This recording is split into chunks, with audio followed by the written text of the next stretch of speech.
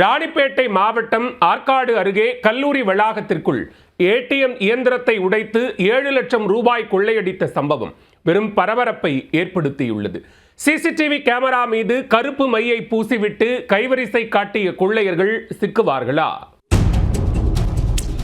கல்லூரி வளாகத்தில் 24 மணி நேரமும் காவலாளிகள் பணியில் இருக்கும் போதே மர்ம நபர்கள் துணிகர செயலில் ஈடுபட்டு மொத்த பணத்தையும் கபளீகரம் செய்துள்ளனர். பழுதான ஏடிஎம் இயந்திரத்தை நோட்டமிட்டு கேஸ் கட்டருடன் வந்தவர்கள் நேக்காக கொள்ளையடித்தது அம்பலமாகியிருக்கிறது. 4 தனிப்படைகள் அமைக்கப்பட்டு போலீசார் தீவிர தேடுதல் வேட்டையில் இறங்கியிருக்கிறார்கள். நடந்தது என்ன? ராணிப்பேட்டை மாவட்டம் உள்வாடி பகுதியில் ஆற்காடு திண்டிவனம் சாலையில் வேளாண்மை மற்றும் தோட்டக்கலை கல்லூரி செயல்பட்டு வருகிறது. இந்த கல்லூரியில் உள்ளூர் மற்றும் வெளி மாவட்டங்களைச் சேர்ந்த ஆயிரக்கணக்கான மாணவர்கள் பயின்று வருகின்றனர். மாணவர்கள் பயன்பெறும் வகையில் கல்லூரி நுழைவாயில் அருகே தனியார் வங்கியின் ஏடிஎம் மையம் ஒன்று அமைக்கப்பட்டுள்ளது.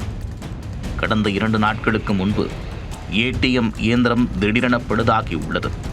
இதனை அறிந்த வங்கியின் மண்டல மேலாளர் ஸ்ரீனிவாசன் ஏடிஎம் மையத்தை லாக் செய்து மூடிவிட்டு சென்றுள்ளார். இதனையடுத்து செவ்வாய்க்கிழமை மாலையில் ஏடிஎம் இயந்திரத்தின் பழுதை சரி செய்ய ஊழியர்கள் வந்துள்ளனர். அப்போது ஏடிஎம் இயந்திரம் கேஸ் கட்டர் மூலம் துண்டு துண்டாக உடைக்கப்பட்டிருப்பதை கண்டு அவர்கள் அதிர்ச்சியடைந்தனர்.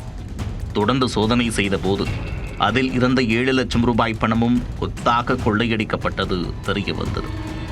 உடனே வங்கி ஊழியர்கள் கலவை காவல் நிலையத்திற்கு தகவல் தெரிவித்தனர். விரைந்து வந்த போலீசார் சம்பவ இடத்தில் விசாரணை மேற்கொண்டனர்.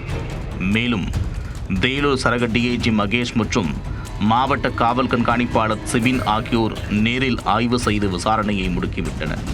அதனைத் தொடர்ந்து தடயவியல் நிபுணர்கள் கைரேகை நிபுணர்களும் தடயங்களை சேகரித்தனர்.